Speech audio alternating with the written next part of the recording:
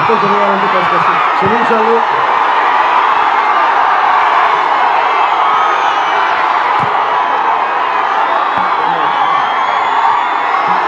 వెంకటగిరికి నివర్ తుఫాన్ ప్రభావం వల్ల 17 లక్షల పైచిలకు ఎకరాలు తుఫాన్ ముంపుకు గురయ్యి పంట నష్టం జరిగి దాంట్లో భాగంగా నెల్లూరు జిల్లా తిరుగుతూ ఉంటే ముఖ్యంగా చాలా బాధ కలిగింది. రైతులతో పాటు నివర్ తుఫాను దాదాపు మనకి వెంకటగిరిలో ఉన్న వేల మగ్గాలు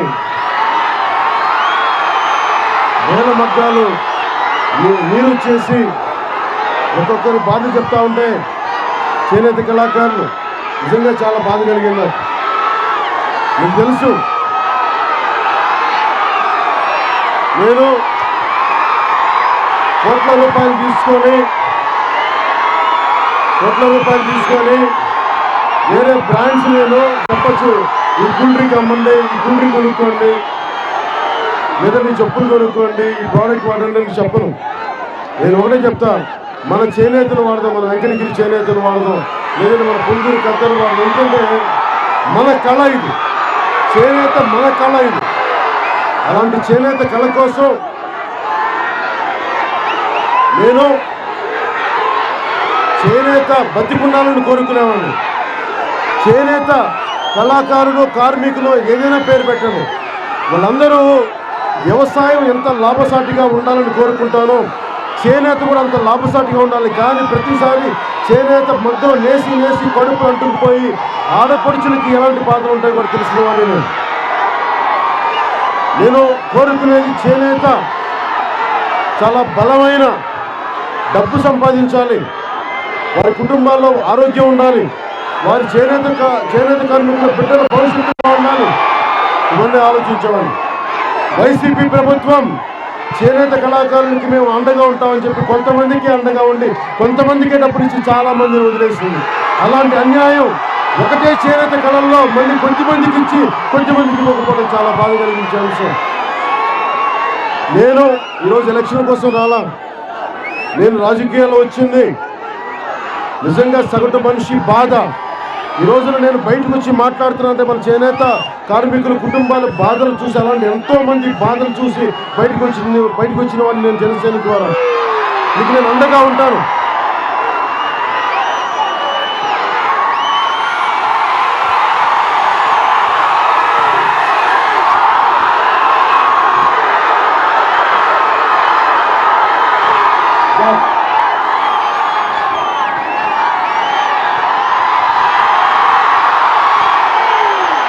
నేను దారి పొడవునా గూడూరు వెంకటేశ్వర్లు గారు ఎక్కడైనా గూడూరు వెంకటేశ్వర్లు దానిపై ఎక్కండి. చేనేత కార్మికుల సమస్యలు మీకు తెలియజేశారు, దారి మార్పం మేము చూసాం. దీనిని నేను ప్రత్యేకించి మంగళగిరిలో చేనేత కార్మికులు సదస్సు పెడతాం.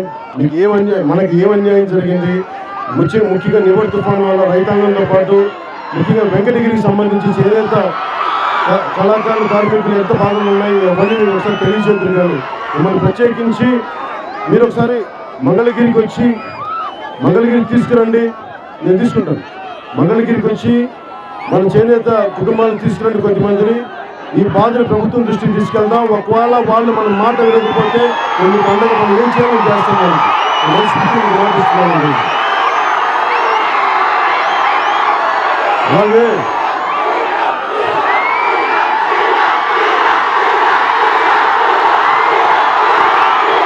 ఈ మాట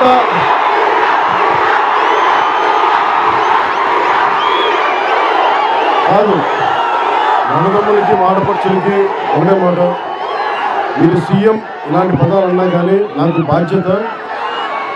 గెలిస్తే గెలిచాం, గెలవకపోతే గెలవలేదు. కానీ ఒకటే గుర్తుపెట్టుకోండి, జనసేన కానీ పవన్ కళ్యాణ్ కానీ జన సైనికుడు కానీ ఒక వీర మహిళ కానీ మన కష్టాలు మీకు అండగా ఉంటుంది. దాన్ని అది సీఎం అయితే అవుతాం, కానీ అది నాకు పెద్ద ఫరక్ పడదు. కాకపోతే జరిగితే సంతోషం, మీ కష్టాలు నేను ఖచ్చితంగా మాట్లాడేవాడిని, తీర్చగలిగేవాడిని, సాయశక్తిలో కృషి చేసేవాడిని. ఒకవేళ జరగకపోయినా కానీ నేను మీకు అండగా ఉంటాను మాటిస్తున్నాను. వెంకటగిరి నలుగురిలో కూర్చొని మాట్లాడతాను. అలాగే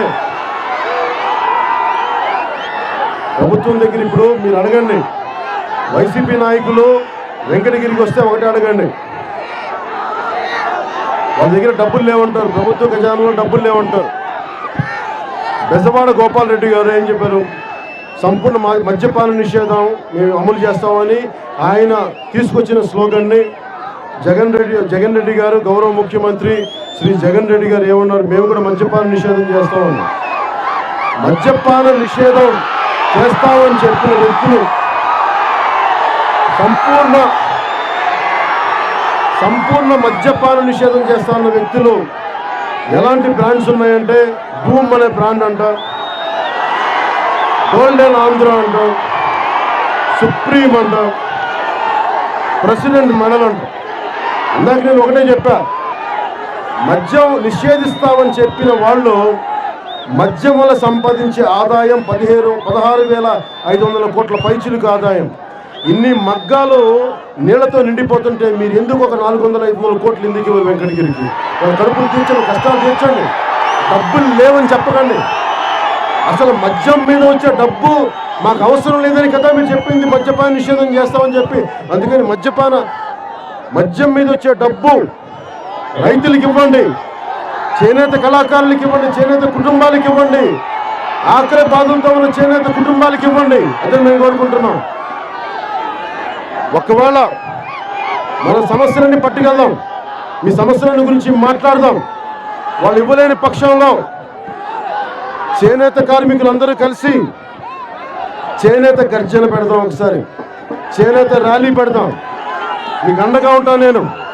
చేనేత ర్యాలీ నేనే ముందు నడిపిస్తాను మీకు. ప్రభుత్వం వాళ్ళ ఎవరైనా సరే, ప్రజాప్రతినిధులు ఎవరైనా సరే, ఇలాంటి తుఫాన్లు వచ్చినప్పుడు నేను ఒకటే చెప్పాను మొన్న, ప్రతి ఎలక్షన్కి 100 కోట్లు 150 కోట్లు ఖర్చు పెట్టేవాళ్ళు. ఇలాంటి సమయంలో రూపాయి కూడా తీరు, ఒక్క ప్రజాప్రతినిధి ఒక్క రూపాయి కూడా తీయడు బయటికి. ఎందుకు తీరని అడగండి. ₹1 మీరు ఓటుకి 2,000 ఖర్చు పెడతారు. ఇలాంటి సమయంలో ఒక్కొక్క మగ్గానికి 2,000 ఇవ్వమని చెప్పండి. ఎందుకు ఇవ్వాలని అడగండి. కనీసం మీ సొంత డబ్బులు ఇవ్వండి. కనీసం ప్రభుత్వంలో మనందరి ఉమ్మడి శ్రమ, ఉమ్మడి ట్యాక్సీలు కడితే డబ్బులు ఉన్నాయి ప్రభుత్వ ఖజానాలో, ఆ డబ్బులు ఇవ్వమని చెప్పండి. మద్యపాన నిషేధం చేస్తామని చెప్పి మద్యం మీద వచ్చే డబ్బుల్ని బయటకు తీయమని చెప్పండి. మన రైతాంగానికి ఇవ్వమని చెప్పండి, మన చేనేత కుటుంబాలకు ఇవ్వమని చెప్పండి. ప్రతి వైసీపీ ఎమ్మెల్యేని వస్తే నిలదీయండి, మాట్లాడండి, భయపడద్దు. వాళ్ళ గుత్తాధిపత్యమా? వాళ్ళ ఒక్కరికైనా ఈ దేశం మీద హక్కు ఉంది, వాళ్ళ ఒక్కరికైనా ఈ వెంకటగిరి మీద హక్కు ఉంది, వాళ్ళ ఒక్కరికైనా నెల్లూరు జిల్లా మీద హక్కు ఉంది. వాళ్ళకి ఎంత హక్కు ఉంది, మనకి ఎంత హక్కు ఉంది? మాట్లాడండి. ఇంతమంది యువతున్నారు, మీరు భయపడకండి.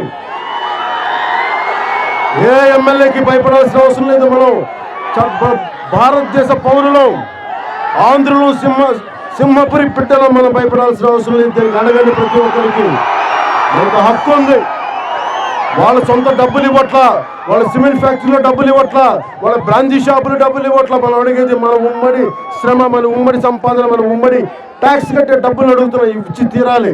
వాళ్ళు ఇచ్చే వరకు మీరు మాట్లాడకపోతే వాళ్ళు ఎప్పుడు బయటికి రారు. మీరు చొక్కా ప్రతి ఒక్కరిని నిలదీసి మాట్లాడండి, నిలదీసి అడగండి. మన డబ్బులు వచ్చే వరకు, చివరి చేనేత కుటుంబానికి న్యాయం జరిగే వరకు మీరు బలంగా మాట్లాడండి. ఒక్కొక్క వైసీపీ ఎమ్మెల్యే వాళ్ళు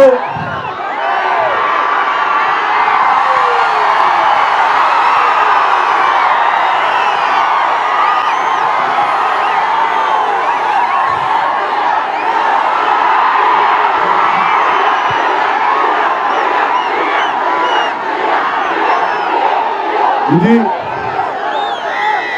నేను పరాజయం పొందాను. నేను ఎమ్మెల్యేగా గుర్తుపెట్టాను. కానీ నెల్లూరులో పెరిగిన వాడిని, నా బంధువులంతా నెల్లూరులో వెంకటగిరిలో కూడా గుండెల నిండా నాకు నెల్లూరు జిల్లా నేర్పించింది. నాకు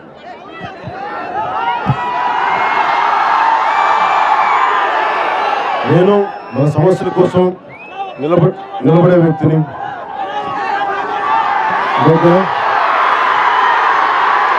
అదే స్పీకర్ దూరం పెట్టి మా వాళ్ళతో నేను మాట్లాడలేకపోతున్నాను. స్పీకర్ ఇంతమంది జనం వస్తే మీరు కూర్చోడానికి దగ్గర వాళ్ళ దూరం అయిపోతున్నాను. మీ స్పీకర్ దగ్గర రమ్మంటాను.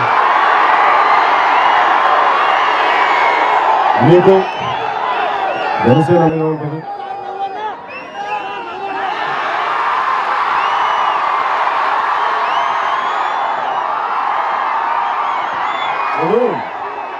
ముఖ్యంగా లివర్ తుఫాను వల్ల నష్టపోయిన ప్రతి రైతుకి ప్రభుత్వం నుంచి నేను అడిగింది 35,000 రూపాయలు. రైతులు అడిగారు, అన్న మాకు 35,000 రూపాయలు వస్తే ఎకరాకి మాకు నష్టం తగ్గుద్ది, తట్టుకోగలమని. ముందస్తుగా కనీసం 10,000 రూపాయలు విడుదల చేయమని అడిగారు. 35,000 రూపాయలు ముందస్తుగా లేని పక్షంలో 7వ తారీఖున జనసేన రైతాంగం కోసం నిరసన దీక్షను మొదలు పెడతాం. జిల్లా మొత్తం ప్రతి జిల్లాలో కూడా చెప్పాను. ఒకవేళ అలాగే చేనేత కార్మికులకు సంబంధించి కూడా మీకున్న కష్టాన్ని నేను అర్థం చేసుకోగలను. మీ బాధలను చూసిన వాడిని, మగ్గాల్లో నీళ్ళు నిండిపోయి మీకోసం కూడా నేను ప్రత్యేకించి ఒకరోజు కేటాయిస్తాను. ప్రతి జనసేన నాయకుల్ని, ముఖ్యంగా వెంకటగిరికి కానీ ఎక్కడైతే చేనేత కళ ఉందో ఆ గ్రామాలన్నిటికీ, ఆ ఊళ్ళన్నిటికీ నేను పంపించి ప్రత్యేకించి మీకు న్యాయం జరిగేలా మీకు జనసేనకు తరఫున పోరాటం చేస్తాను మనస్ఫూర్తిగా తెలియజేసుకుంటూ, ముఖ్యంగా బాబు నాకు నేను ఎప్పుడు మిమ్మల్ని ఒక్క ఛాన్స్ ఇవ్వండి, నేను అద్భుతాలు చేస్తానని చెప్పండి. ఒక్క ఛాన్స్, ఒకే ఒక ఛాన్స్ ఎప్పుడు ఆగదు. నేనేమడుగుతానంటే నా కడశ్వాస వరకు నేను మీకోసం పనిచేస్తూనే ఉంటాను. మీరు పదవి ఇవ్వండి, ఇవ్వకపోండి, గెలిపించండి, గెలిపించకపోండి, నేను మటుకు మీకోసం నిలబడాలి. ఇది నా కమిట్మెంట్. నా దేశం కోసం, నా రాష్ట్రం కోసం, నా దేశం కోసం, నా రాష్ట్రం కోసం, తెలుగు జాతి కోసం, మన సింహపురి కోసం, మన వెంకటగిరి కోసం. అందరికీ కష్టాలు ఉంటాయి. నేను వచ్చి మాట్లాడితే మీ కష్టాలు తీరుతాయని కానీ నేను చెప్పట్లేదు. కానీ దారిలో మా ఆడపడుచులు కొంతమంది ఆగి, అన్న మాకు పిల్లల్ని పోషించుకోలేకపోతున్న, ఆదాయం లేక నీళ్ళు వచ్చేసి అంటుంటే ఒకటే చెప్పాను మా ఆడపడుచులు, నేను వచ్చింది మీకు గుండె ధైర్యం ఇవ్వడానికి వచ్చాను.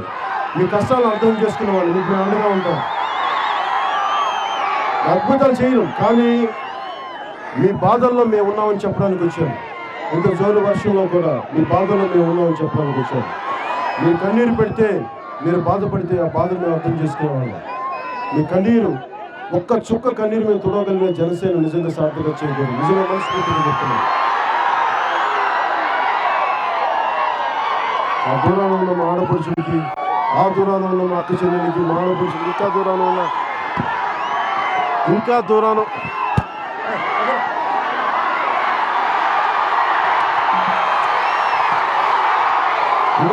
ఉన్న మా ఆడపడుచులకి, మా అక్క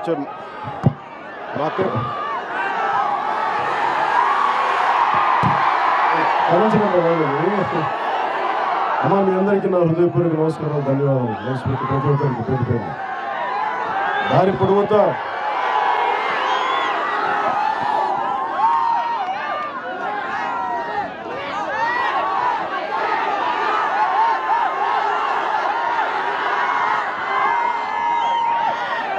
ఖచ్చితంగా మీరు చెప్పినవన్నీ దాదాపు 2,500 మగ్గాలు ఉన్నాయి, 20,000 మంది కార్మికులు ఉన్నారు. దాదాపు ఒక్కొక్క చేనేతలకి ఒక్కొక్కటి 60,000 నుండి 70,000 నష్టం. వాటిని దీని నుంచి ప్రత్యేకించి మాట్లాడతాను.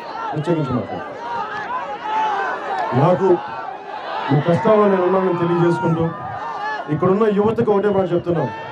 తుఫాను వచ్చినప్పుడల్లా ఏ ప్రభుత్వం అయినా మీకు ఏదో ఒక 500 రూపాయలు ఇచ్చేసి 2,000 రూపాయలు ఇచ్చేసి కదా, నేను అలాగే. నేను కోరుకునేది ఏంటంటే మీకు ఒక 25 సంవత్సరాల భవిష్యత్తు ఇవ్వాలి.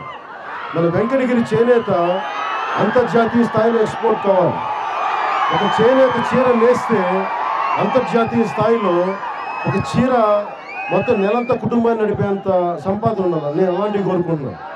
అంతేగాని మీరు ఊడిగం చేయటం, వాళ్ళేదో మనకి ప్రజాప్రతినిధులు వాళ్ళకి ఇచ్చేవాళ్ళు మనం ఎప్పుడు దేవరించేవాళ్ళ కాకుండా, మనకి ఆత్మగౌరవంతో బతుకుతాం. ఆత్మగౌరవంతో మీకు ఎంత సంపాదన ఉంటే బాగుంటుంది, దాని దిశగా కృషి చేసేవాడిని.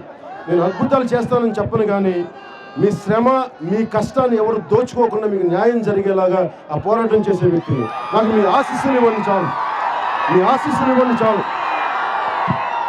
ఇందాక చెప్పినట్టుగా మీరు అధికారం ఇచ్చినా ఇవ్వకపోయినా మీ కుటుంబంలో ఒకడు పవన్ కళ్యాణ్ అనేవాడు గుర్తుపెట్టుకోండి చాలు. గుర్తుపెట్టుకోండి, మావాడు ఒకడు ఉన్నాడు, మావాడికి చెప్తే మా సమస్య బయటికి చెప్తాడు. దానికోసం నేను సిద్ధంగా ఉన్నాను, దయచేసి మర్చిపోతాను. నెల్లూరు జిల్లా నాది, సింహాపూర్ జిల్లా నాది. దీనికోసం కాబట్టి దీనికోసం మర్చిపోతాను. ఖచ్చితంగా నెల్లూరు జిల్లాలో ముఖ్యంగా వెంకటగిరిలో సమస్య అన్నింటినీ ప్రత్యేకించి మీకు అండగా ఉంటానని తెలియజేసుకుని నాకు అపూర్వమైన అవకాశం ఇచ్చిన మా ఆడపడుచులకి, మా అన్నదమ్ములకి, మా తమ్ముళ్ళకి,